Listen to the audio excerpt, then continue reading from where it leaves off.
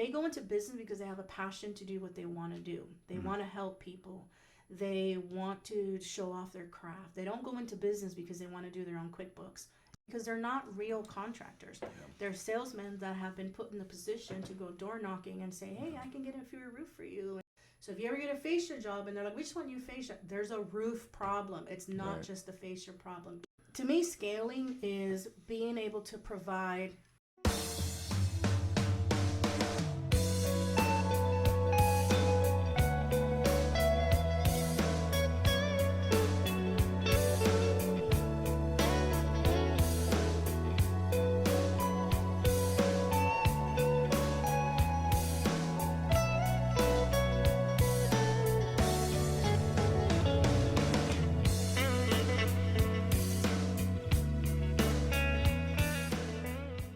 One of the most common challenges I see contractors faced with is getting more leads flowing into their business. And as we all know, if your phone isn't ringing, your business is dying. I often see these businesses struggle with generating the revenue that it requires to produce effective marketing, who to trust, who not to trust, lead gen services, inundating their inboxes, large marketing companies, promising the moon and always seeming to fall a little bit short. Many of you don't even have a website. I'd like to take this moment to highlight our sponsor here on the OG 208 podcast, the original 208 Contractors. The original 208 Contractors is so much more than just the largest contractor network resource on Facebook in the state of Idaho. It is also the most powerful website for contractors on the internet, leveraging SEO optimization and keyword generation to produce big website results at a fraction of the cost. Now, I personally use the original 208 Contractors in all of my companies, and I highly recommend that you do so as well. Put the power of the most trusted and well-known name in the Idaho construction industry behind your business now. Reach out to the original 208 Contractors team today and find out how they can propel your brand into that next level that both you and your clients deserve. The original 208 Contractors, proud sponsor of the OG 208 podcast. It surprises me how many of you watch this podcast but don't take the time to subscribe. If you enjoy the guests we have and the topics we discuss, please do us all a favor here at the OG 208 podcast and hit that subscribe button. And in return, it's my commitment to you to make this podcast better and better every single episode, with more engaging topics and the guests you want to hear from. From all of us here at the OG 208 podcast, thanks for watching. They were friends and thought it was going to be great, and then they're still not paid, and 4 months later, he's like, dude, you haven't paid me, and the guy's like, well, you can't do anything to me anyways. I'm like, I hate that. It's your fault because you should have had this, this, and this, and this done, right? You didn't. You avoid everything that said, I'm a business owner and this is what I have to do to not let this happen. And you allowed yourself to be influenced by being in the same network group. So my post today was about, it shouldn't matter where you know people from. Never forget your fundamentals of business, because that's the only thing that you have when shit goes not correct and everybody's upset. You can go back to your paperwork. Joe Prin and I he just left like 15 minutes before you showed up, but we were talking about different things homeowners should look at, when they're hiring contractors and so forth, beyond just the run of the mill. We'll check your Google reviews and this, that, and there. It's like really talking about how to look at the contractor. Like, do they have a sticker on their truck that, alludes to them being part of a networking group? Then maybe also look into that networking group too. Like voting with your dollars. Like, does that group stand for something that you can align with? And if you don't know, you just don't know what you don't know. That's true. And I've always, when I was GCing large projects that were like months and sometimes years long, dude, 3 months in, like, did we agree on that? Yeah. Because I don't remember. Yeah. Let's go look at the contract. Yeah. You know what I'm saying? And it's not a matter, it's not like some piece of paper that like... No, we were victims of that as well with new construction and roofing, because It's never what the plans say. There's always different things that you have to change. Yeah. And it's always the two people on the roof who decide on that. Well, this is what needs to be done. Great. And this is what needs to be changed. Great. All right. Well, if they don't bring in their office people in to say, so this is an additional charge of X amount of money. I need a signature before we can even get started. Yeah. Everybody's screwed. Because the contractor is going ahead to doing the work because that's what needs to be done. Yeah. And then there's no paperwork. And so you as a GC is like, I don't remember talking about this. And I have no paperwork that tells me nothing. So yeah.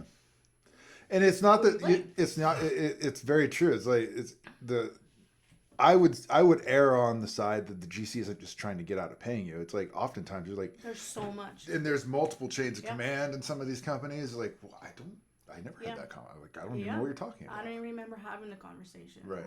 And contractors would remember because I only talk to one person. Yeah. But the GC talks to 100 different people on a different day. Yeah. So how do you protect yourself? And it's always down to the paperwork. Even just on that singularity, that one-on-one business-to-business interaction, like if there's a change order, everything stops. Mm-hmm.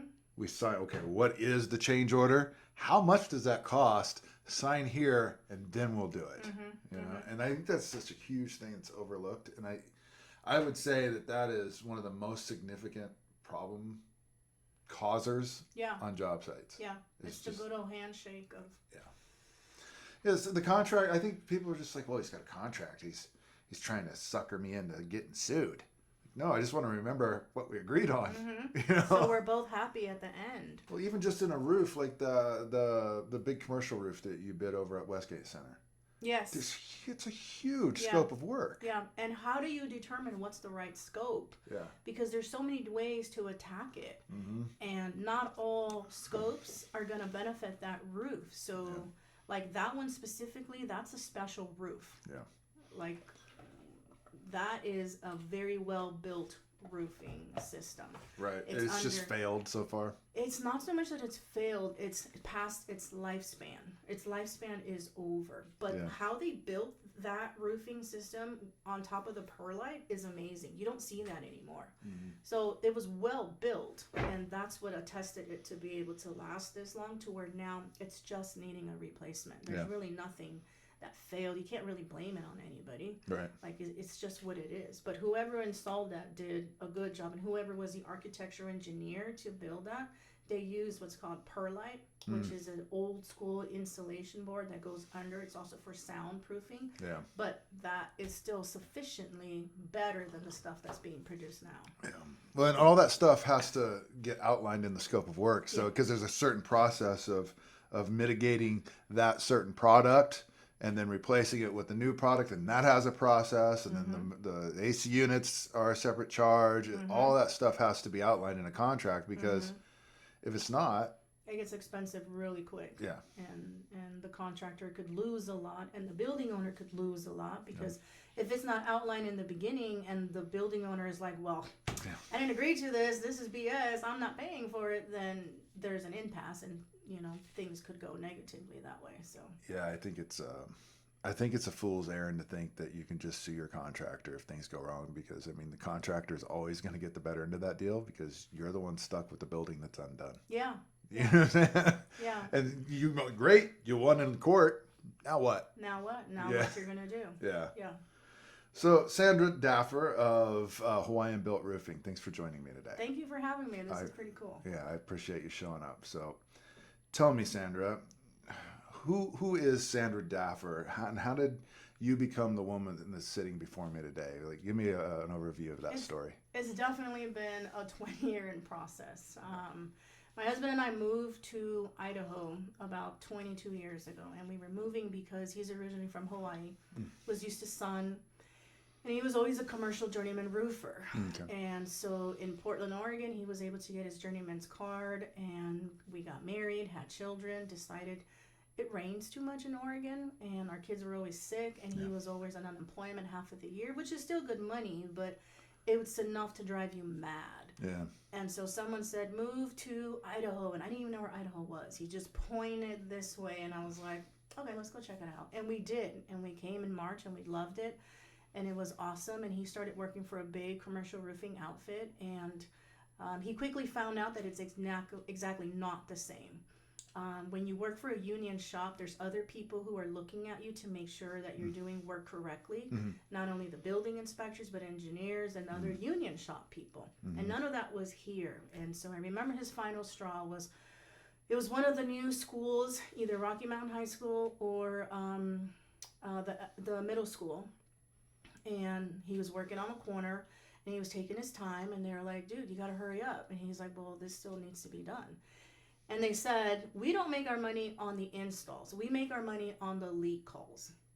And he was so upset about that. He got off the roof. The lead calls? Leak Oh, calls. okay, gotcha. So when you're done with the roof replacement, you technically go on a maintenance plan with the commercial outfit who did the roof. Right. And they were adamant that it doesn't matter what quality of a job we do. This is not where we make the money. We make the money on going back year after year after year for maintenances and leak repairs.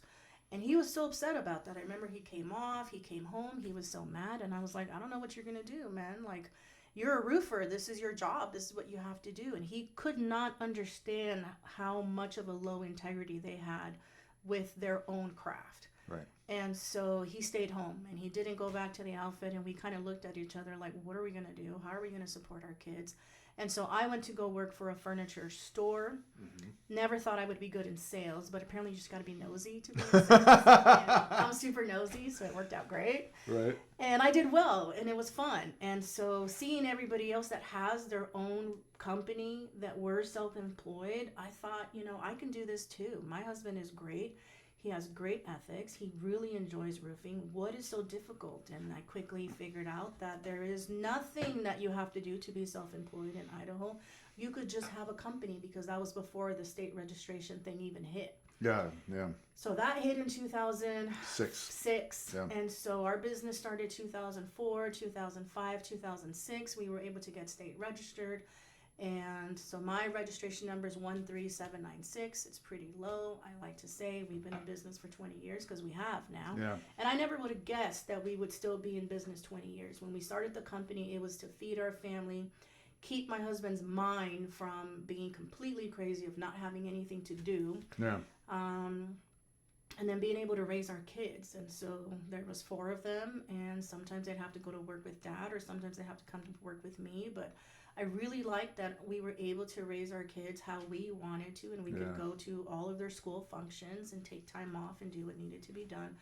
But I didn't really realize the effects of making your kids work in the business, because at first it was just something that we did because there was no other choice. It's not like we had daycare. We couldn't drop them off and say, see you later. Yeah. They had to come to work with us, which means they took a vested interest in the business as well. So Cool. if it was time to do flyers, we'd have a family weekend and we go do flyers together. And, Nice. and this house, skip that one, go with that one. And they got raised that way. When they were old enough to work, I would pay them 10 cents for every PCAP that they would pick up when we go to the customer's house. And if you had 100, that's, $10 or $5, whatever. And so it was always a fun game for them to be involved, to be able to help with the business aspects of it. And so my son grew up working with his dad, and now he's 24, and he's still on the roof with his dad, and he can transition from sales specialist to roofing specialist as well. My daughter, she is 23 now, and she's pregnant with twins right now. We're so excited. Wow.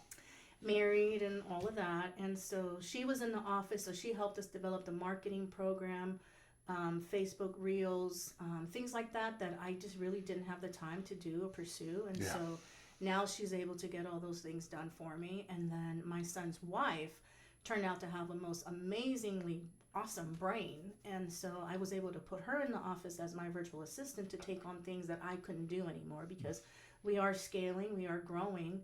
And so, I would have never guessed 20 years later we're still in business, but here we are. And so we survived quite a few things that happened in the last 20 years. And I'm just happy to say we are still here. So I think, touching on the topic of scaling a business, I think the concept of that is something that's often confused. What is, explain for, somebody who's, just starting out their business, and kind of high hopes of where they want to go with it, but don't really understand, the aspects of business in that regard. What does scaling for HBR look like? To me, scaling is being able to provide financial security for everybody who works in your business, to have a position that they're all able to do, to have systems in place to where if I'm not here, somebody else can take my position. The biggest problem that business owners face when they start is that they are the business. If they try to sell this business, in their brain, they think their business is worth so much money. Yeah. But put it on paper, and you realize that the owner does 90% of the work, and the owner is 90% of the business, then you're not a scalable business, because somebody can't come in and buy you and apply everything that you've done to somebody else, because without you, the business is nothing. Yeah. And that was the hardest thing for us to go through, which happened about 4 years ago. It was still me and my husband, and we were still doing everything, and I still did everything. And that question came really, really quick. If I were to disappear, if my husband were to disappear, then what? Who runs it? Who operates it? Who takes over? And you got to have positions and titles for people, and you got to make it so that in case you do need to step away, somebody else can do your job and take care of things flawlessly. And I'm not saying I'm perfect. I still have a lot of stuff to get through, but I feel like that's the biggest issues with most small businesses. And if you think about it, small businesses, they go into business because they have a passion to do what they want to do. They want to help people. They want to show off their craft. They don't go into business because they want to do their own QuickBooks and they want to do their own numbers. Like, that's the last thing that you think about. Right. So if you don't have all of these fundamentals in your brain to start a business, you're kind of just walking in there blindly. And I'm a victim of that as well. So I can tell you all the mistakes that I did in my 20 years and help other businesses avoid those mistakes. But if they're stubborn like me, then they're probably going to have those challenges personally. So. Yeah. So you mentioned systems in that scaling, and by the way, that was an excellent insight into what I think scaling is too. Being able to grow a business that operates better, maybe even without you, than it does with you. Like, you're in the way. Yeah. Right. Yeah. And a mentor of mine always said, if you got to go there every day, then it's not a business, it's a job. It's a job. Yeah. So in that spirit of systems, what would you say was the aha moment when you implemented? Was there one certain thing that you implemented that was like, wow, I wish I'd have known that 20 years ago? Bookkeeping and tax planning. Yeah. I feel like most businesses are very easily, I made this much money, I spent this much money, what do I end? But you don't have that conversation with your CPA, tax accountant, until the end of the year or when the year is over. You should be looking at your finances every month. And the one thing that was the hardest for me was the job costing. It's in my brain. I know exactly how much the materials cost. I know exactly how much the labor is going to cost. And I know exactly what's left. But nobody else does. Right. So for me, it was writing down exactly what I expect everybody to do. So if you sell a job, you need to know what your materials is, what your labor is going to be, and what are the additional things that might cost into your job, and figure out what number is okay to where the company can make money, survive, and get everyone paid as well. And in the beginning, it's all in your head. You know what it's going to be, and sometimes there's jobs where there's no profit, but you're just happy to do the job. Yeah. You're just happy to have the opportunity, and maybe you get a good review out of it. Maybe you get a referral in the future. But knowing your numbers is probably the most important aha moment to me, where I was like, why do I keep doing this to myself? Like, let somebody else handle the job costing, so that if I have to have a wrong conversation with somebody and say, hey man, you screwed up and you didn't do this correctly and this is all the things that happen, now we're all aware and we all know how to fix it and not let it happen again. So I feel like me releasing some responsibilities to other people, to me, was my aha moment, that realizing I can't do it all myself anyways. I need the help. So it sounds like tax planning was the ability for you to get those metrics down on paper. Years and years we overpay $10,000, $15,000, $20,000, and you just pay it because you don't know any better. Yeah. And you're not willing to pay the money for a qualified bookkeeper, accountant, Planning CPA. ahead instead of just paying after. Because your brain is like, I can't afford it. I can't do that. I can do it myself. I don't need to do that. But to me, I think that's the biggest thing, because when we switched from sole proprietor to S Corp, our tax bill went from $25,000 to $4,000. Yeah. Like, where was I the last 10 years? Right. I should have done this 10 years ago. But yeah, and it's obviously S Corp versus what just sole proprietor or whatever. Those are different aspects that you should obviously talk to a CPA about. Like when I switched to an S Corp, it was like night and day. Mm-hmm. But that being said, like when you got into that, one of the things that I constantly see with a lot of contractors, and I don't see it necessarily so much in the 208 contractors. We got a pretty well-rounded group of business owners in there for the most part, but a lot of the times in some of these contracting groups say, how much you guys charging for this? How much you charging? Like, why don't you know? Yeah, they don't know. Yeah. It's a big deal in the, so I follow a lot of other pages on Facebook, and there's a lot of them who are specifically for roofing and for insurance work. Mm-hmm. And it's always amazing to me because that comes up very, very often. I'm working on this roof, and the homeowner wants me to give them a bid, but the adjuster hasn't even been out there. What am I supposed to do? And I'm like, you're that dumb? You don't know how much a roof costs? You don't know how much your materials, your labor, and you're only relying on insurance money? Yeah. You don't know how to supplement the insurance claim? Nothing. Yeah. They hire other people to do all these additional work because they're not real contractors. Yeah. They're salesmen that have been put in the position to go door knocking and say, hey, I can get a free roof for you, and if you just got to sign right here and give me the job, and then we're good. But if the homeowner comes back and says, hey, I'm shopping around, I need to get my best price for my best thing. Yeah. Well, then they're all hands up like, oh, homeowner's trying to commit fraud. I'm giving them the best price. Why do they need to shop around? Right. Well, they need to shop around because insurance money should be used as a coupon towards a better roof replacement. It shouldn't be used to just repair that bad roof that you already had. Yeah. And oftentimes, it's even worse because that salesperson then just subs the job out to whatever subcontractor they have, and you end up with a worse roof than you had before. Right. Maybe the roof before had hail damage, but now you have a poorly installed roof because they're the ones doing it in one day and are proud of that fact. Yeah. So that industry of not knowing where your numbers are is really an issue with a lot of contractors because they have no idea. Yeah. They want to take on so many work, and what do I charge and what do I do? And I just want to be a GC, but they don't realize all the fundamentals that it takes to get to that point, and how much work it takes and how much back and forth with a homeowner and with customers, and now you're dealing with 4 subs. Like, it's a big deal. All the mistakes that have to be made first to learn from them. Yeah, it's alarming to me how many people, not just contractors, but just business owners. I would say that's probably, in my opinion, the biggest reason, one of the top reasons people go out of business is they don't even know what their overhead is. Right. You know what I'm saying? Or, I want this job. I'll take it for $18,000. All your competitors said $25,000, no worries. I'll take it for $18,000. And so where's the money for you to make if something goes bad in 3 years, in 5 years? There's no warranty left. How do you know that your competitors are bidding it at a profit too? Yeah, they're not. You know what I'm saying? They're not. And they're usually newer companies who are just so excited to make a $300,000 a year gross income, but they don't realize that $300,000 comes with a negative percentage of a gross margin. Yeah, it doesn't matter if you're, like, let's say you're doing gross revenue of $10 million.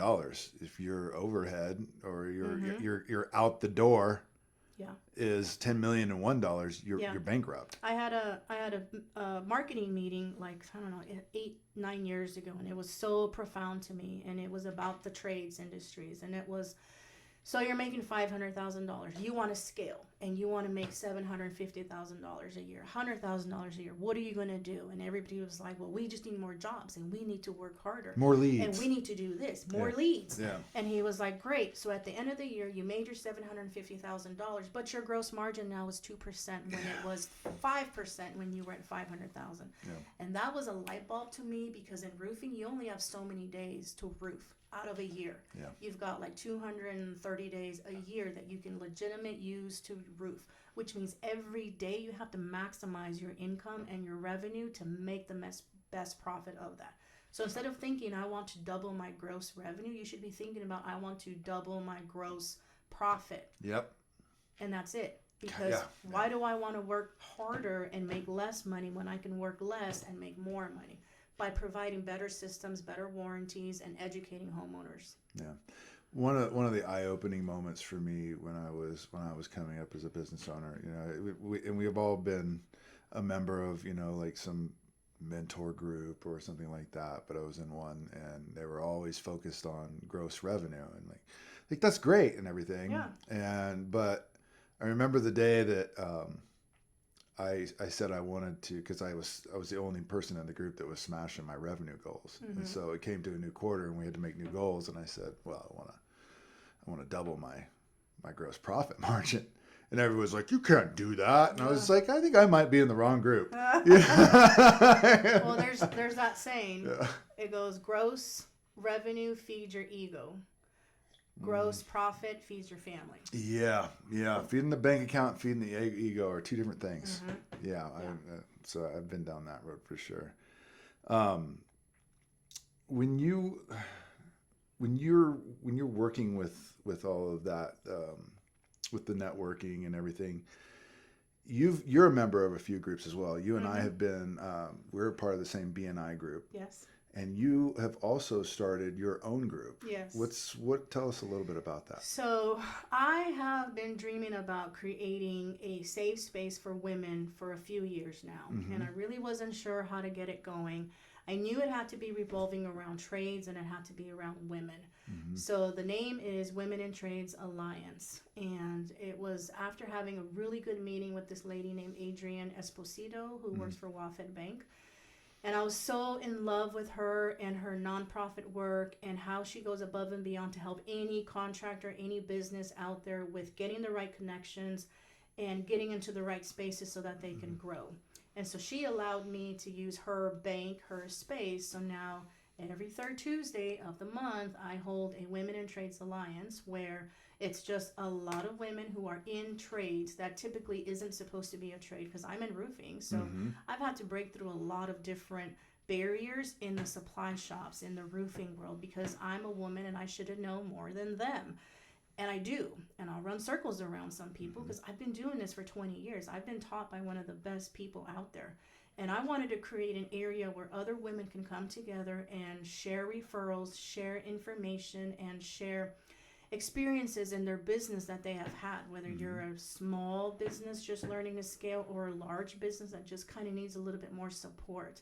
I really like the idea of bringing trades the information that they need that you would have to pay at other spots.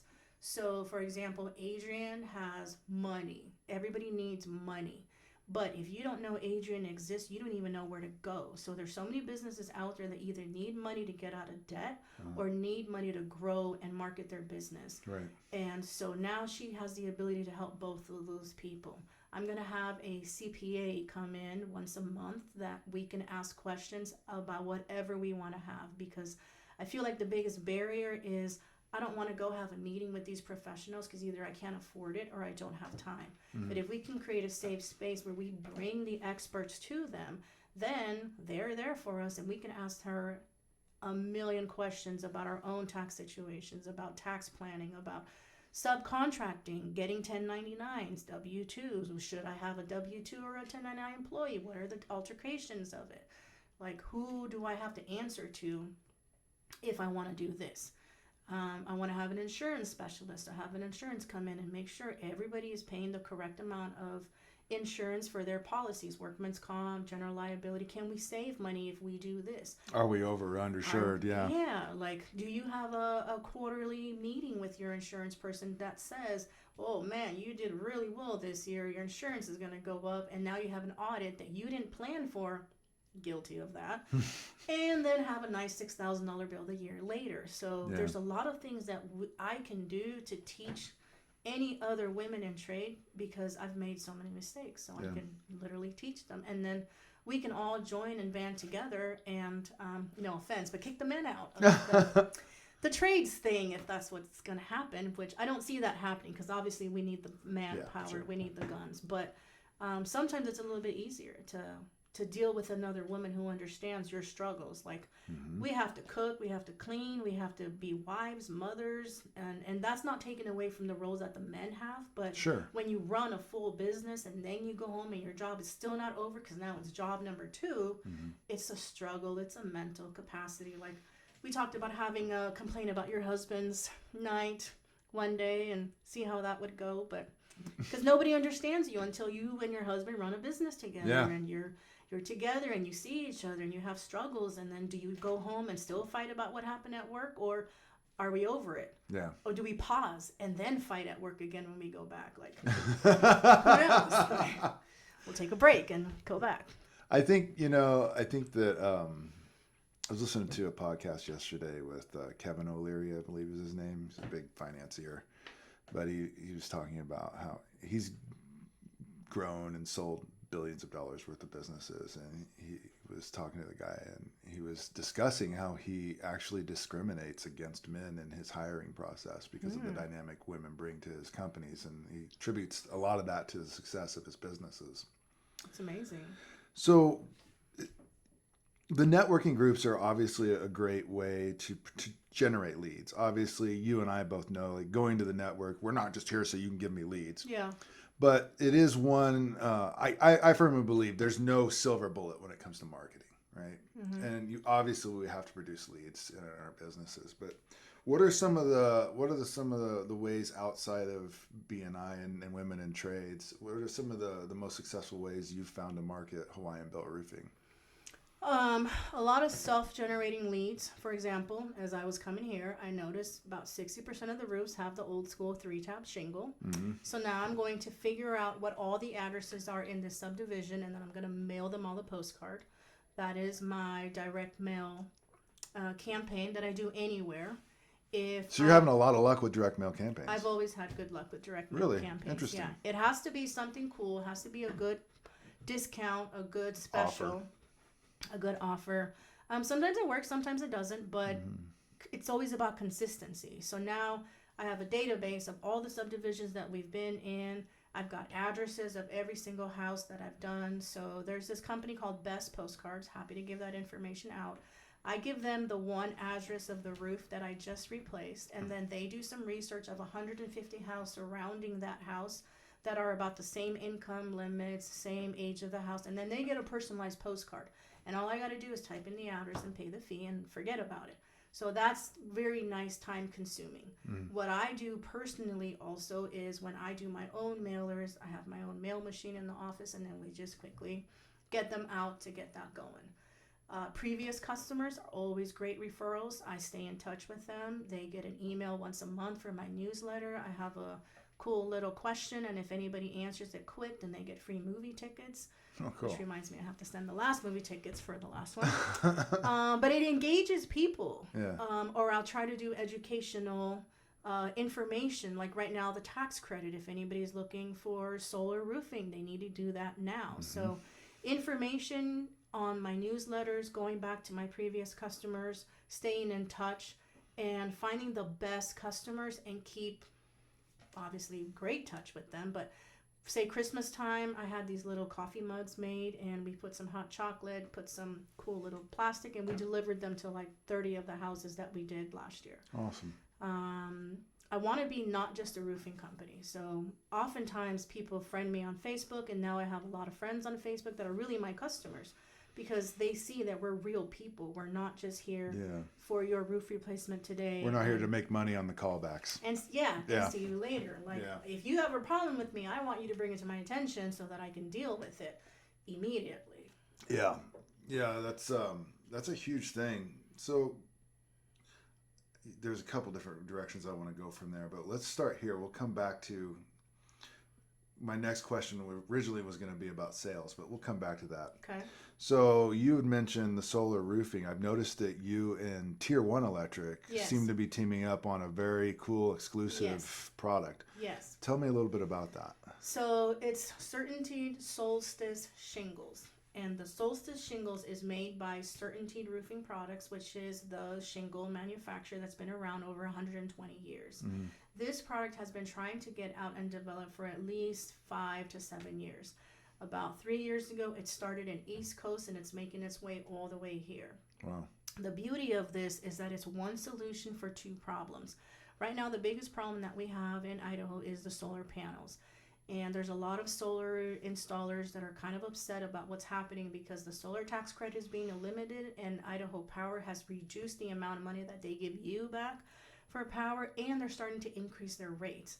But my product is the actual roofing system. So the actual solar shingles is your roofing system. So it's one solution for lots of problems. There's nothing that goes under the panels because it is your system. Mm-hmm. So what happens is if I have a brand new home that needs to have solar shingles, we install 100% high temperature ice and water shield, which is the best product out there because that's what keeps that heat from fluctuating into your roof and into your attic. Mm-hmm. A lot of people who put solar panels on, they didn't think about what you have to do ahead of time to plan for solar panels. Yeah. And they just drilled into people's shingles, creates a lot of heat in your attic. Your shingles prematurely die. And now they're facing removing the panels, that off, yeah. removing the shingles, and then putting those panels back on. Mm-hmm. And it's a huge expense. A lot of people are left with a solar panel system and a piece of paper that means nothing because there's no warranty on those. They're all made outside the country. Most of those companies are out of business. So homeowners are either left with a lien on their house that they cannot sell until that gets paid off. Realtors hate that. Mm-hmm. Insurance companies don't like that because if there is a storm that comes through and damages your solar panels, well, if you were paying for that premium, now they have to pay for that to replace it. And how do you replace what you had from 5 to 10 years ago? Right. So this product is bridging the gap to eliminate that from happening. So oftentimes I can give you a solar roofing system for less than a regular roof replacement because there's federal tax credits out there. Idaho State has a $5,000 tax credit that they can give out also for about 3 years. And then here's the best part. If you're a business owner and you run your business out of the house, not only can you dip into that 30% federal tax credit personal, you can dip into the Schedule 179 tax credit because it's an actual business expense, which is all part of the new legislature as well. So in one way, it kind of screws some people, but in one way, it really helps some people. But if I can find a business that runs their business out of their home and needs a roof replacement or has a 5-year-old roofing system that we can go back and retrofit it, you can really, really tap into some good money. And Interesting. Christian was brought in because Christian has experience with the smart panels. That Christian is with Tier 1 Tier Electric. 1, yep. Yeah. So he was telling me that he's doing smart panels on homes, and there's a bunch of homes that are being built that are already solar ready. Mm-hmm. So he has the knowledge to be able to make sure that my connections are going to fit. So what he has to do is take the 2 wires that are in the attic that connects all of these solar shingles to the outside of the house. And then we decide, do you want a backup battery or do you want to just play with Idaho Power? So if you want a backup battery, then he comes in, he installs your smart panel, your backup batteries, and he connects all of that so it's all warranted. Mm-hmm. So now I can give you a warranty on your whole roofing system, on your solar system, and on your electrical system. Very nice. 3 things in one. Very cool. Very cool. And so were you telling me you're the only company in the Valley that's certified with this?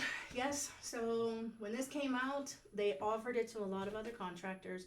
You had to already be a 5-star warranty contractor with Certainteed, and there's a few in the Valley, but my company has built my business with Certainteed shingles. They're the best shingle on the market. They have the best warranty on the market. I certify that the roof is done completely, correctly with all Certainteed roofing products. Verify that your house is ventilated properly. In 2 weeks, you get an awesome documentation paper that says your warranty is here. You put these many shingles. This is the color that you got.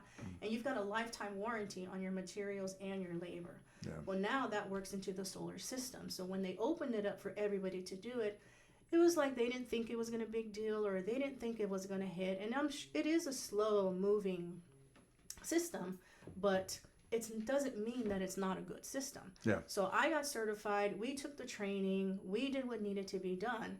And then they closed it, which I didn't expect them to close it, but they closed it. So now I don't know how easy it's going to be for other contractors to be able to get in. But as of now, I'm the only roofing company that can even offer this product. That's very cool. Pretty excited about that. Congratulations. Yes, Yeah, thank that you. is a big deal. And so I know a couple different contractors that work with Christian over at Tier 1. He seems like he's a really great guy. Yeah. So that's great. I'm glad to hear that for you. So I want to dive back into segueing from marketing back into sales. Okay. You mentioned something earlier. You said sales is just being nosy. Yeah. What do you mean by that? Like for the person who's trying to figure out how to close more leads. You have to, I think it's a personality thing, and your personality doesn't always match the people that you're trying to sell to. Mm-hmm. So I feel like if I go into a home and they're like, I don't even know, I didn't think I need a roof, then I have to dig into how old the roof is. What problems do you have now? Are you feeling any heat issues? What's your future plans for the house? Are you going to live here forever? Are you moving? And sometimes you get them to open up. Well, my grandkids are moving in, and then I'm going to do this. And I'm going to move here in 1 year. I don't care. I'm going to die next year, so I don't care. Right. You get all these different questions as to why they either don't need a good roofing system or they're not ready to replace it now. So Sure.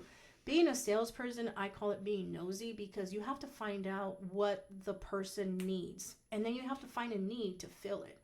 So I've always had a huge contact list of anybody that I would need. So if I'm done with the roof, what's your next project?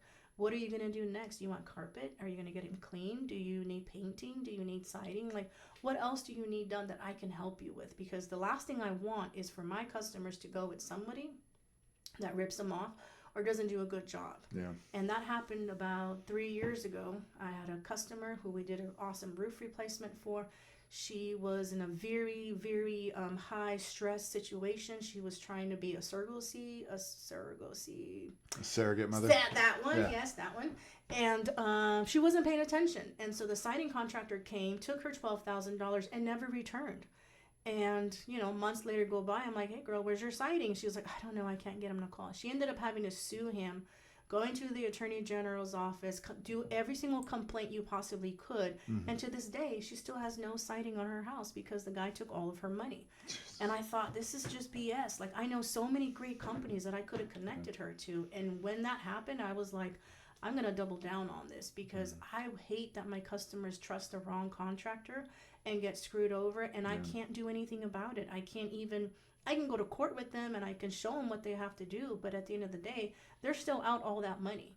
So I made it even more of my mission to make sure that my customers always have a resource of people to call if you need painting, siding, gutters, windows, landscaping, carpet cleaning, like handyman services. Please call me, because even if I don't get the job, consider me your best referral source. Yeah. I know the good contractors out there. Yeah. Yeah, I've said that to a couple people. Like, often I say it to people who, maybe aren't going to go with us. I'll say, hey, let me know who you do end up going with, or if you get 3 other bids, if I'm too expensive for you, let's just take me off the running, and call me back and tell me the 3 contractors you talked to and their process, and I'll tell you which one I would hire. Yeah. And I've told them, especially women, because they don't buy a roof every day. Yeah. And I say, it's my job to make sure that you understand all the fundamentals of roofing, so that at the end of the day, you can make a good decision and feel good about who you're hiring, because I've made them all step up to the table with a better roofing product and a better roofing system. Yeah. I created that. I think that's a really good point too. Being nosy, or AKA being curious about what does the client really need? Like, because I feel like for me, it's unethical for me to sell something to somebody that they A, don't need, or B, if they can't even afford it, why would I try and push that on them? Yeah. But I think that you make a very good point. Like, if I have the ideal client, and they can afford it, and I can solve their problem, I feel like I have an ethical duty to ensure I have to close that deal, because if I don't, I'm not doing them the service that they really deserve. That being said, what does your ideal client look like? What does that look like for Hawaiian Built Roofing?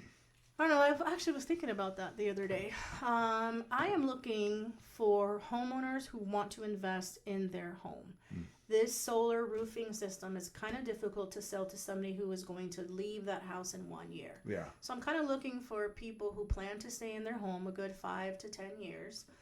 Somebody who wants to invest in a quality roofing system. Somebody who doesn't want to worry about the contractor running away with your money Mhm. or not doing the proper job. We have awesome warranties and guarantees to where even if it's past your, say, 10-year workmanship warranty, call me. We will still fix it, and we have. Yeah. I'm looking for homeowners who want to see true beauty and value with their roofing systems, because my job is to not only make sure your roof functions, but it looks awesome as well. That's great. I think it's really important for a business to understand who their ideal client is, and I think that's another thing, going back to knowing your numbers. I think that's right up there with that. Right. Oftentimes you get suckered in, I'm just so poor and I really can't afford it, and I will do what I can. And I will do everything that I can to help you out. If it's changing the system or maybe not doing the full warranty, but you get to a point where if I have to pay myself money to do the job, it's not worth it. Yeah. There's so many other contractors out there who are willing to do that because they haven't realized that they're putting themselves out of business little by little by little. And next year when they can't pay their bills and they can't do anything and there's nothing that's been saved, and you got a warranty job that you got to go take care of, and now it's really out of your money, like, they'll eventually get it. Yeah. Or they'll get it one way or the other.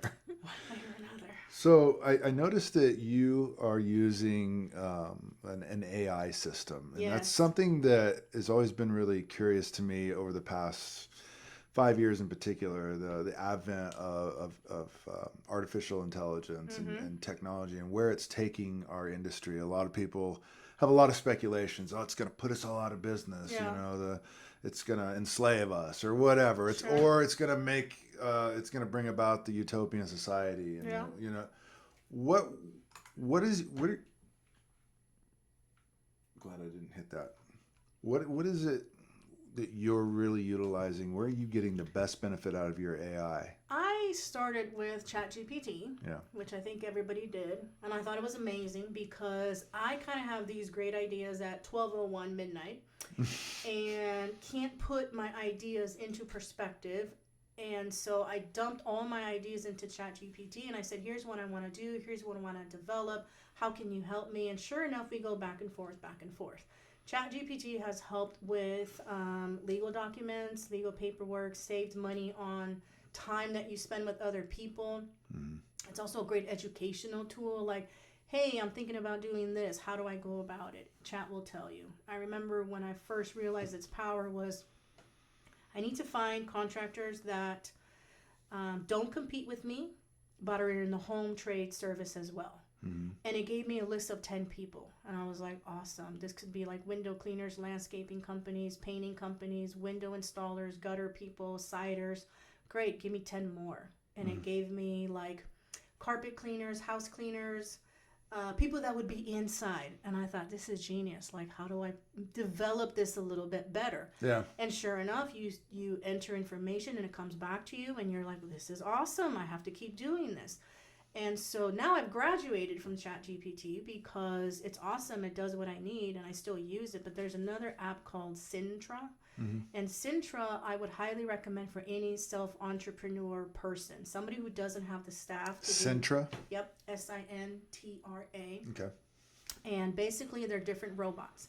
And they all specialize in something different. So if you want to talk about business development, different ideas, there's one bot that comes in, here's what you can do. And obviously you feed it information, who you are, what you want to do, what you want to grow, what's your gross, specific things like that. You've got people who are your social media gurus. So if I'm thinking of an idea that I want to get out to Facebook that doesn't have cuss words, then I will go into my AI and say, hey, here's what I want to talk about today. Help me create a post. And sure enough, it creates a post. But it can also automate things for you. Sure. So you can dump in, say, 10 photos and say, tell it what you're doing, what's happening. And then it can automatically post into your social media. So somebody who hates social media, doesn't have time, doesn't want to deal with it, all you got to do is make that little connection and it'll automatically post it for you. Right. It can also post to your LinkedIn. So it'll actually work almost like a virtual assistant, too. Yes. It also has a virtual assistant person. So I'd be like, what did I forget to do last week? And it'll come back with, well, your calendar said this and this and this. You met with these many different people. Do you want me to make a follow-up email?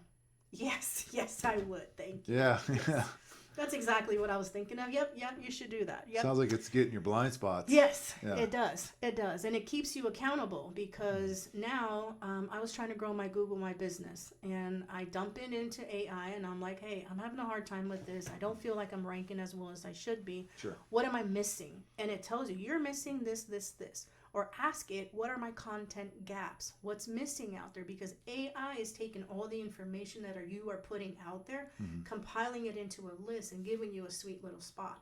So I had problems where on a lot of my text, I said it was like 2023. And I'm like, well, we've been in business 18 years. And a lot of those details stayed in a lot of different things. So I had to change and say we've been in business since 2004. And then now it can consistently count the years and not just say 18 years, 19 years. Well, what is it? Yeah. Okay, content gaps. So it kind of helps put everything in perspective in one thing so that now you can identify problems with SEO, problems with sales, problems with content gaps, Google My Business. So now my virtual assistant put it on schedule for my calendar that once a week I have to post on Google My Business. And here's the content that you're going to post. Great. All I got to do is copy and paste it. I've already done all the work for who I am, what I want to be, what I want to say, what we want to showcase, what we want to educate on, and, talk about all these different things, and it'll create that. Say you want to create a campaign revolving around your best employee. Humanize your people. Well, here's the photos of my best employee and his family, and sometimes I get these fun little post that says, here's Israel hanging out with his daughter, waiting for a roof inspection. I was like, that's great. That's exactly it. That's what he was doing. Yep. That's cool. It kind of humanizes you when you think everything is automated. And Right. that's been the key with AI, and that's what people are afraid of. But if you don't get on the AI train, somebody else will, and they're going to scale their business, and you're going to be left behind because you're afraid. So I highly recommend AI for anybody just because you can't do it all. And you probably have great ideas, but you don't know how to really make these ideas flourish. Where do you see AI taking your niche in the industry within the next 5 or 10 years? Do you see it automating things in the field at all? Like, have you seen any? No. And the field is going to be different. I can see AI helping with material orders, photos, optimizations, things like that. But the actual work, trades is pretty safe. Yeah. You can't have a robot do your job unless it's a very expensive robot that's what that was meant for to do. But at the same time, people still need to be involved. Plumbers, you can't have AI do it. You could probably have AI tell you why you're doing this and explain to your customer why we do things and talk about so many different other things. But the actual physical work, I think that's safe in the trades. I feel like it's going to be a much better for whoever's in the office. And say phone calls are coming in, you can't get all your phone calls, use an app. You have other paperwork that needs to go out, 100%, that'll work. The actual work, I don't see that being a threat. Yeah, I think, I listen to a lot of different podcasts and different people talking, and AI is a really fascinating subject for me. And I see there's such a wide range of speculation where it's some people like you, no, I see it helping here more administratively or, assistant wise. And then there's some people who are like, it's just going to take everything over and we're all going to be out of a job. And, it's. Well, I'm sure some jobs, some things, sure. But it just means somebody still has to manage the AI team. Yep. You can't just let AI do what they want because even with my tools, it'll spin out of control. And I'm like, dude, I've already told you about this multiple times. Why did you forget this? Oh, I'm so sorry, Sandra. Let me try again. Your AI does that? Yes. Sometimes I say some mean things. I'm so mad about this, blah, blah, blah, blah. I can't believe this. I understand your frustration, Sandra, but maybe you should take a step back and think about how this might affect you long term. And maybe I can advise you say this. Yeah, that sounds better. Sure. Approve. Yeah. So it can hold you accountable as well. And put it in perspective for if you you. Let it, yeah. But I don't see it taking someone's completely job. Somebody still has to manage it. You can't let it take off forever, and you still have to keep tuning it and twisting it to your favor. It's just gonna make the job market evolve in that area. It's not gonna take jobs. Yeah, I'm gonna create a new job of an AI recruiter and keeping your AI bots in check. Like, I don't know. That could be a job. Yeah. programming it, setting it to what you need to do and all that stuff. Yeah. What are some of the, obviously being a business owner it's stressful. Sometimes it's stressful, obviously, emotionally and mentally and even physically. What are some of the things you're doing, as a business owner to, what are you doing to watch your health and wellness? What is one of the biggest needle movers you've been working with? Are you doing anything in that regard consciously? I did start to lose some weight because I thought I was just too heavy and I couldn't keep up with the grandkids. And so I was like, I need to run after these little mother effers. So listen to me. So eating better, eating healthy, obviously has always been something that we've done. We spend a lot of time with the family because we are a family business. And so the grandkids are always around, either playing a part in the business or not. But we take time off a lot on the weekends, especially when the grandkids are here. Recharge. Take some time off. We do a lot of outdoor stuff, barbecues, really just hanging out. It's kind of amazing. Like, we all work together, but then we all look forward to the weekend where we can hang out together still. Yeah. I think that's one of the most rewarding things about, starting your own company is being able to live your life on your own terms. And we all have to do we all got to do something we don't want to do every day. Yeah. But there's, affords us the ability to live life on our own terms. Yeah. And that was kind of a struggle as well at some point, because if you think about it, everybody's income relies on one business. So we all have to make the best effort to make sure that that business is successful, because the minute the business fails because of you or because you forgot something, we all suffer. Yeah. So for us, we have to make sure that we all are doing the right job by anybody at any point. And if there's anything additional that we could do, like, if you're going to pick up your son and they live in a neighborhood that has a bunch of bad roofs, I better see you getting out and doing flyers, because you never know when one person's going to need you. So the extra effort that we have to take is really what I push for everybody to do. And that goes for everybody. Like, it's an interesting dynamic that you probably don't see in a lot of companies, how you guys are so tight-knit like that. Because, there's a lot of companies, I'm sure, it's like people on the team, there's good culture and they care about the company and they come and they put in the extra miles. But at the end of the day, once they clock off, that they're on their own time and they don't think about their company. The last thing they want to think about is their company. Yeah, the culture with us, and that kind of counts against us sometimes. If I'm trying to hire somebody to come in and work, they have to fit the culture. They have to get along with everybody. If their personalities don't mesh of some sort, then it's not going to work. Or sometimes we get people that come from big roofing companies and they're expecting to go out of town or work on the weekends. And I have to say, I'm sorry, like, we don't go out of town because we are a family business, and I don't want to take time away from anybody with their kids and with the grandkids, because I'm selfish. I love them all. And so I don't want to make that position. And so sometimes I can't give you the 50, 60 hours that you want. You're going to get 35, 40 hours. You'll get paid well. You'll have your weekends off. You're an actual employee, so you'll get unemployment if winter comes and we're slow. But I don't hire, obviously, 1099 people because it's illegal, and I would not do that anyway. So it's definitely special people that can come and work for us. And we have a training facility, which is similar to what the union shop is, where they're going to come in and they're going to start at the bottom. They're going to learn all the fundamentals of roofing before they even think they're going to touch a nail gun. Well, they also have to learn how to install this certain products. Yeah, for them to even get to being able to install this, they're going to have quite a bit of extensive knowledge in there. So that's what I like about the training program. And we've had multiple people that have trained with Kenny for many years, and now they're off on their own, doing their own thing or working for huge companies. And we're always so proud that they learned a trade. They learned a trade where now they can support their families. I didn't just teach them how to flip burgers. They learned actual roofing systems, to where I've got one guy in California working for a huge company making great money. And, it's nice to know that we played a part in that. So yeah, absolutely. The training is really what we want, but it has to be the right person with the right attitude and willing to learn. Sure. So here's an interesting question.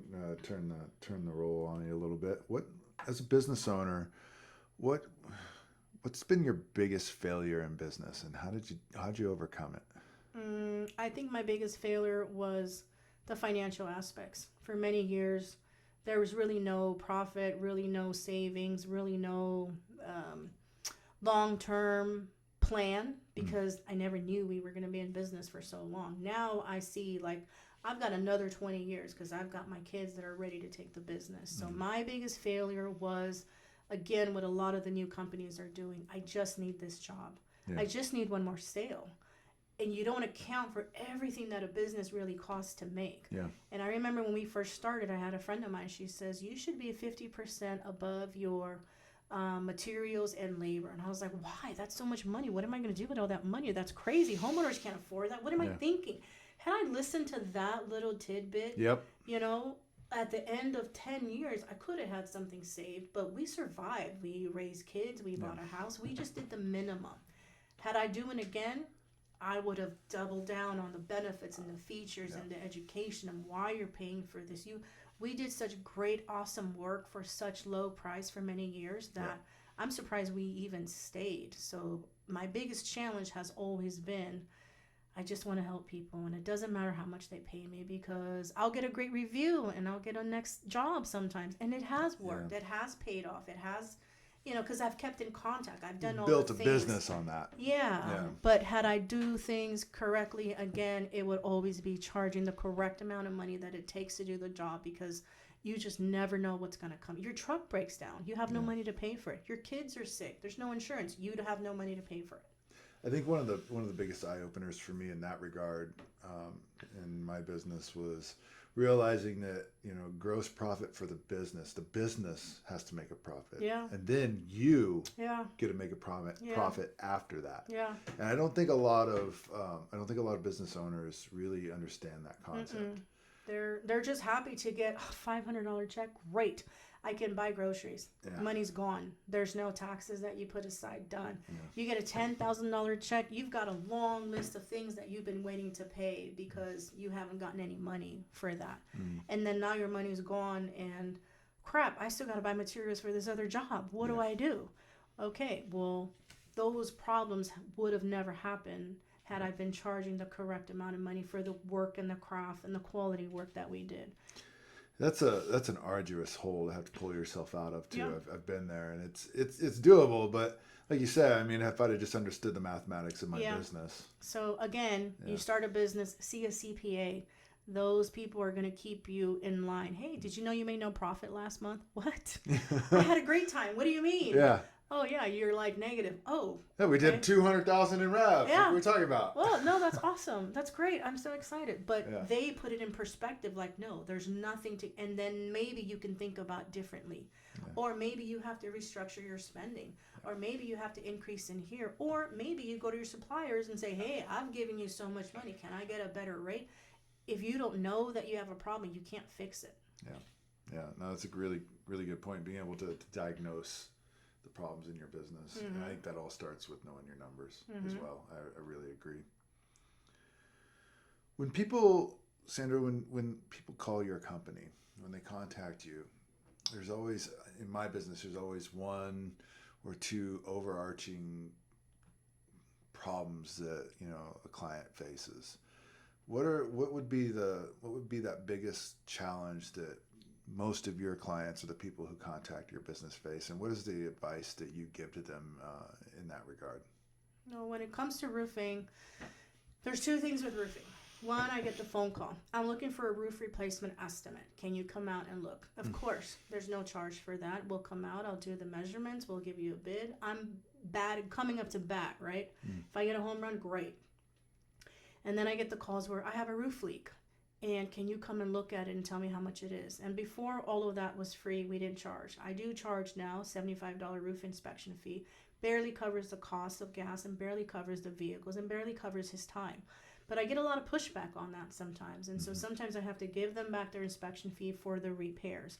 But we became adamant about that because that was one of the biggest, I feel like, revenue losers that we had, because we go out, we do a great job, I tell you what the problem is, and then the homeowner takes that to the next roofer and the next one and the next one, and then they're just shopping for whoever's going to give them the lowest price. And I don't want to deal with that. I want to give you a great system because I do a 5-year no leak guarantee on any repair. If I can't guarantee that it's not going to leak again, then I just won't take your money, because you need a whole new roof and you don't want to accept that. That's fine. So my biggest challenge is other roofing companies who are willing to go out of their way to do it for free. Stop doing that. You're putting yourself to the ground by doing that. Charge for your service, charge for your time. Your time is valuable. Like, if you're a skilled roofer that actually knows what you're doing, and you're not just a salesman that says, oh, now we can't do that, you need a whole replacement. No, things could be repaired. You just got to repair it correctly. But if I had any advice for other roofers, it's that, because you're ruining the industry by doing so much free work. Plumbers charge a service fee, electricians charge a service fee, other trades do as well. Why not roofers? Yeah, like, you know, for me too, if I stop and I add up, you know, all the time somebody knows how to dial my phone number and I pick it up and they're like, hey, can you come out to my house? How many times a year, you know, if you did that every single time, how much time you're losing and how much money your business is losing. And think about how much money you could make by charging your service fees. Not only that, but I mean, you know, and that's a conversation that I like to have on the phone with people just off the bat. Like you were talking about being curious, being nosy with the person. Like, hey, what is it that you're really trying to accomplish here? What is your biggest problem? What's your the biggest challenge you're facing here with the problem and with other contractors, you know? Because if I can suss that out over the phone, you know, it's like, I'm probably not the best fit for you, so why am I going to drive out to your house and waste your time and mine? Yeah. You know?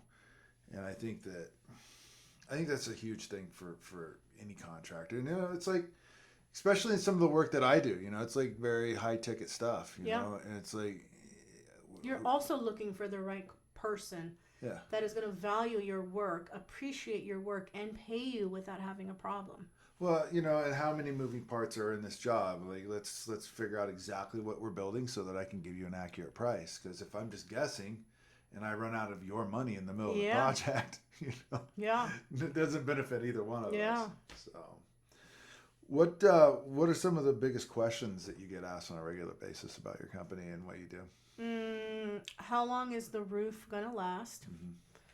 What is your warranty, by the way, on a CertainTeed roof? So CertainTeed shingles comes in different forms. You could do a 30-year shingle. You could do a 50-year shingle. Those are your regular architectural shingles. Some subdivisions only let you do presidential style shingles.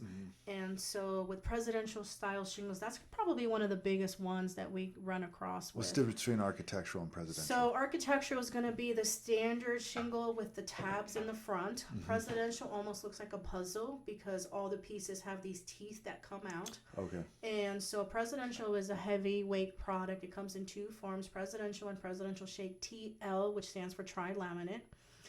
Some subdivisions only want the TL shingle, and those are typically the wood shake roofs out over in Garden City.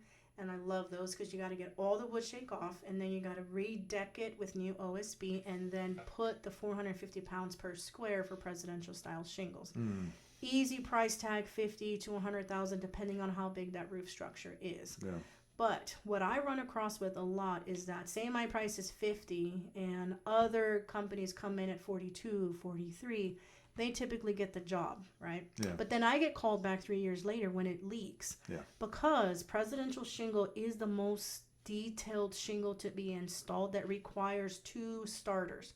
So because it has those teeth on the bottom, you got to put a regular starter to start the shingle, and then you got to put a presidential starter that covers those teeth blanks that are at the end so that the color all matches together. Okay. So typically that's where contractors save money, because they don't understand that you have to do two starters. So I can provide you a sure start warranty that you're going to love forever, and they can't.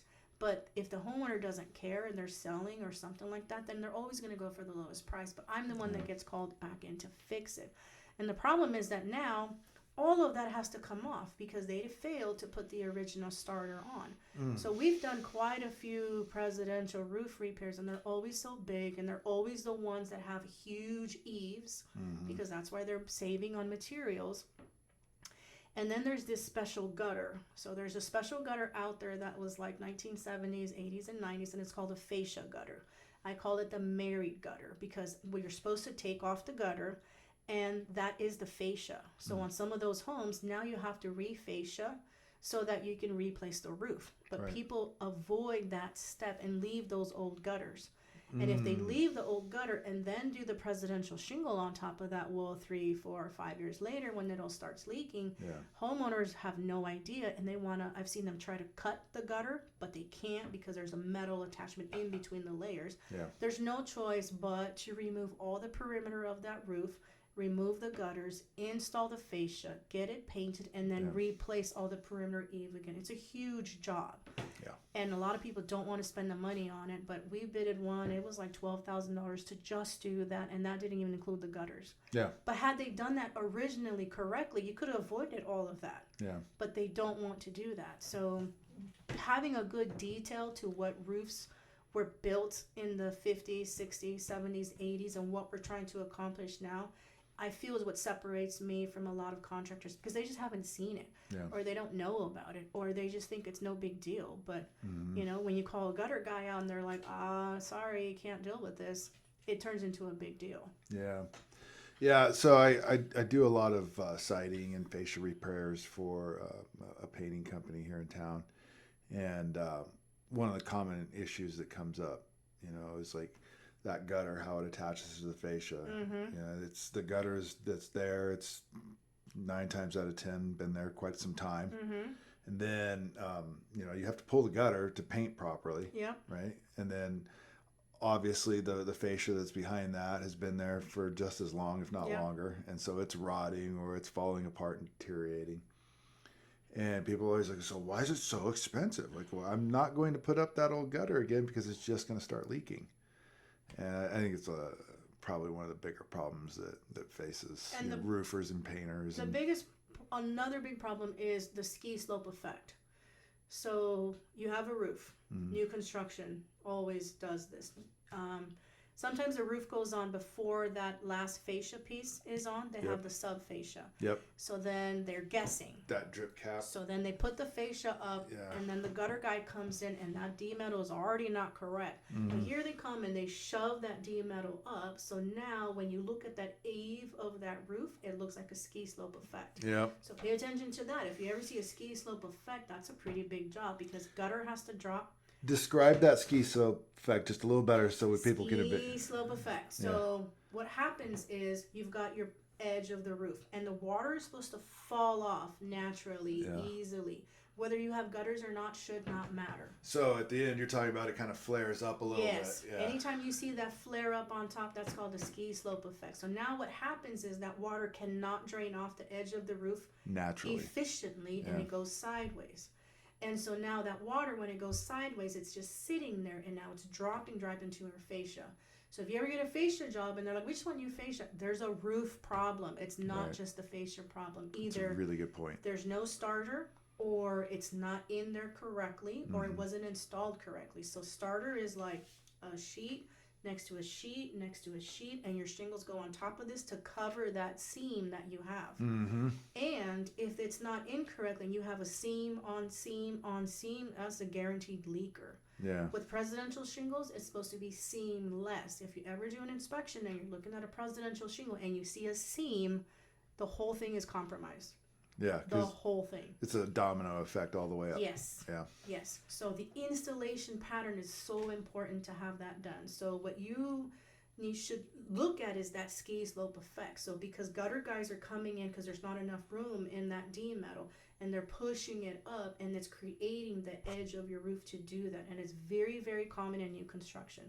So I've told gutter guys, if you get called in to do a new gutter placement and you see that D-metal is all mangled, you should not be putting gutters up again, because now you take on the liability when all of that is going to leak. And the minute any other contractor touches something is the moment they take the entire responsibility. And it's hard for that gutter guy to tell them, well, your roof is bad, because they're going to be like, you're a gutter guy, what do you know? Well, it's true. And so if you have to do fascia repair because water is leaking, it's most likely a roof leak. And a lot of people just spend the money on the fascia and they don't realize it's the roof. And then 5 years later, I just had this replaced and it's doing it again. Well, I'll tell you why.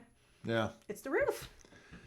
Well, Sandra, you're obviously very well versed in what you're doing. You're not a neophyte by any means. It's very Thank you. impressive how well you know your product and your service.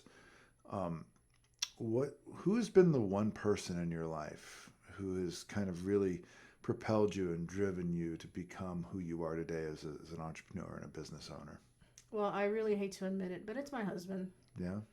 Yeah, because he. Why do you hate to admit that? Because then I have to admit that he's right again. He's a very good teacher, Yeah. and so I listen to a lot of him. Sometimes he can't explain the things that he wants to explain, so I'm kind of like his AI and speak in my husband's language to be able to explain things a little bit better. Every time I think, oh my gosh, where's our next job? There's nothing coming. He's always the one who says, what are you worried about? We're fine. We're doing this. Don't worry. If I'm like hesitant of starting a new product with solar shingles, I was like, man, I don't know what's going to happen. He's number one to say, why wouldn't it work? This is a solution for Idahoans, and a lot of Idaho people can really benefit from this. Why wouldn't you want to be in face of that? Sure. I don't know, and then sometimes I cry because I'm so sad about things, and he's always there to say, shut up and stop crying, and let's go do this. And so, I don't know, I get in my own head when things don't go correctly, or you get one bad thing after another. Yeah. And he's always had this attitude of, don't worry about it, it's going to happen, it's going to work, I'm going to persevere. And he has this fantastic attitude of nothing is going to get him down.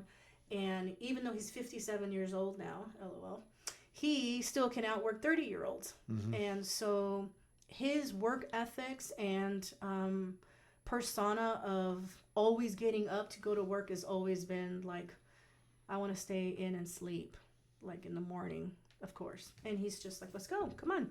Yeah. Okay, fine. I'll feed you lunch. Okay, great. That'll really get up. So I would say him, because even him, he's not the best business owner. He wouldn't be able to tell me this is correct and this is not correct. Yeah. But he's always been the force of, we'll be fine, we will get by, here's what we're going to do. And if I need something handled, he'll handle it. I mean, not Right nice on. sometimes, but handle it. If it had to do with the kids, had to do with business, I'll think about it like, man, how am I going to do this? And he's already out the door. Like, I'm going to go do this. Okay, great.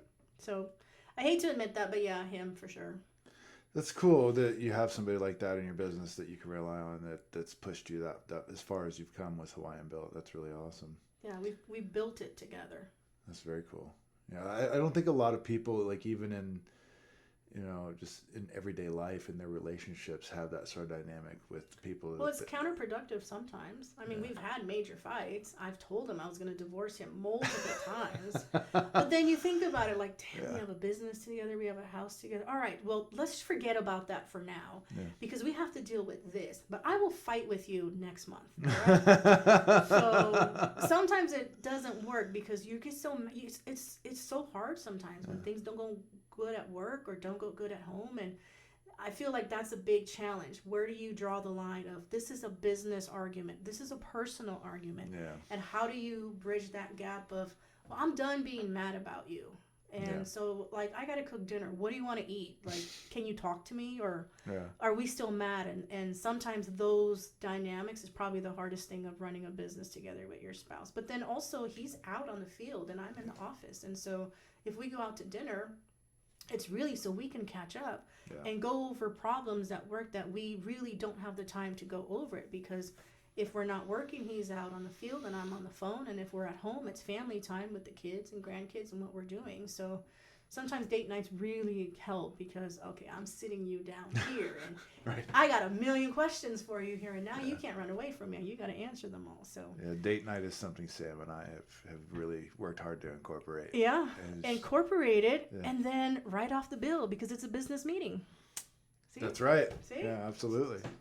Well, it seems like you guys have done really exceptional with it because you're 20 years in, and I don't see any end near soon. So that's good that you've been able to do that. The kids are going to take over, and my daughter with the twins, I mean, she needs income, and so she's got to push it as well. So it's in her best interest to continue to grow it. Yeah. Or she can't feed those twins. So I mean. Yeah, I mean, for me, when I started companies, it's like I want to build something that's bigger than myself, and I think you've done that. You've created a legacy for your family. That was really the focus on solar shingles also, because the thought process was, do we want to put it on our house and show how awesome it is for everybody to see? And yes, that's one part about it, but I look at it as eventually she's going to keep the house. So our long-term plan is never to let go of the house. And if mom and dad isn't around one day, she's going to have a house that she can take care of and can power it and take care of her family to where she doesn't have to worry about an Idaho Power bill or increases of things. I don't know what's going to happen in 20 years or 10 years or whatever. Sure. But I like the ability that I can actually leave her a legacy of something that we built and something that we believed in, and not only something did that it she was a help part us, of. and she's a part of it. So it's going to be installed next week, August 5th through 8th. I'd love for you to come, anybody else to come in and look. She's going to be on site. I'll be on site. Anybody can come in and ask questions. By that point, we'll already have the shingles off the roof, cleaned up, ready to go. We've got some big people from 𝐶𝐼RTY coming in to do the first installation. This is on your own house? Yep. Very cool. The first install in Idaho as of now. I've got 2 more ready to go, but they're not ready until the next 2 months. So we're going to go ahead and get ours done so that I can take marketing videos and drone photos and really show what it's going to case. But my biggest push as well was the tax credits, the 30% tax credit as well as the business credit. And so I'm going to be able to double dip and basically get a solar roofing system for free. Hell yeah. So I need other business owners to take advantage of that, because you have no idea. If you owe taxes, do a roof. You benefits. Every fascia repair I do from now on, I'm going to be looking for ski slope. Yes. Yes. I'll send you tons of pictures. You can look at what you're looking for. Yeah, no, I think that's a good idea. I think it's good to be able to because I've seen that before now that you mention it, and I never even thought about it. Yeah. It didn't even occur to me, and I bet many people are like that. And when you find it the most is when we're covered under snow. During Snowmageddon, we had so many services of taking snow off the roof. The snow and the water was coming in through their soffit vents. So the water tells you it was dripping straight down behind the fascia, behind this, and dropping into your soffit vent. It wasn't coming outside. Snow will find all of the flaws of your roofing system no matter what. Because it sits there and it doesn't shed like water does. Because what's happening, instead of that water falling off, it's going sideways and it's sitting there, and now it has to drop down, because shingles are not waterproof. People think shingles are waterproof. They are not. Water permeates through it. You rely on your underlayment system to keep water out completely.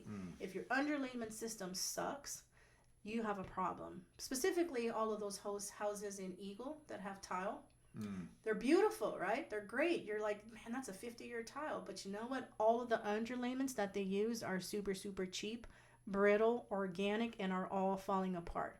So your options is remove all the tile, beef up the underlayment, put the tile back. Nobody wants to do that. It's too much money. Yeah. But that's the problem that's happening in Eagle, is because of the underlayment that was used wasn't quality. Is that just a new construction issue? Maybe new construction, or an inexperienced tile installer, or sometimes when you build new, you just get a list of materials and that's what they want. Do you do all materials of roofing? Or do you kind of stick to a certain niche? I stick to 𝐶𝐼RTY products or Malarkey products. Okay. I don't install any. So you don't do metal roofs or tile roofs? I do metal new install if I really, really like you and I really, really want to do it, because metal is a difficult one to work with. Yeah. A lot of people think metal is the best product out there because it lasts forever, and it's true, but it doesn't mean that it's waterproofed. Right. Metal roofing creates a lot of maintenance where you got to go back, tighten screws, readjust screws, and people think those little grommets on the screws deteriorate after a couple of years. Yeah, so standing seams, the way to go for metal roofing. Don't do the ribs. Yeah. I know it's cheaper, but your screws are exposed. Right. And it comes to be a headache. If you're up in Cascade, McCall, sure, do it, no big deal. Yeah. But oftentimes we've been called in to remove metal roofing on big, giant houses and put an asphalt product, because that snow melts off nicer. And it doesn't break your windows when it all goes whoosh. Right. So metals is cool, but I would not recommend it on a personal residential house, ever. Ever. Interesting.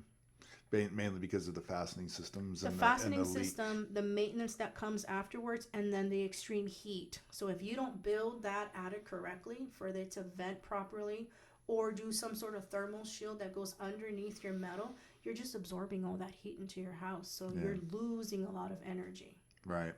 Yeah, that's a huge key aspect. I think that goes over a lot of people's heads is, like, is your roof venting properly, and how is that affecting your HVAC system? So Sandra, before we wrap this up, is there one thing that we maybe should have touched on, but that missed in this? Energy efficiency, actually. Yeah. Energy efficiency you can achieve with roofing. If anybody's getting ready to replace their roof or thinking about replacing, there's this product called Thermal Shield. Thermal Shield goes underneath your shingles and it keeps the heat out of the house.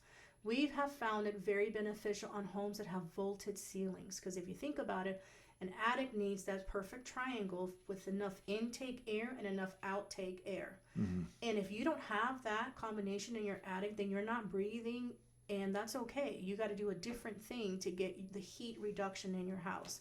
So if you're thinking about a roof replacement, think about energy efficiency upgrades, because one, say you have a 20-year-old house and you're going to replace your roof, so your roof and your HVAC is ready to go. Well, if you do a thermal shield, now your HVAC system doesn't have to work so hard to pump into your house. So you can preserve the life of your HVAC system so that they don't have to work so hard and you're not paying so much on power bills.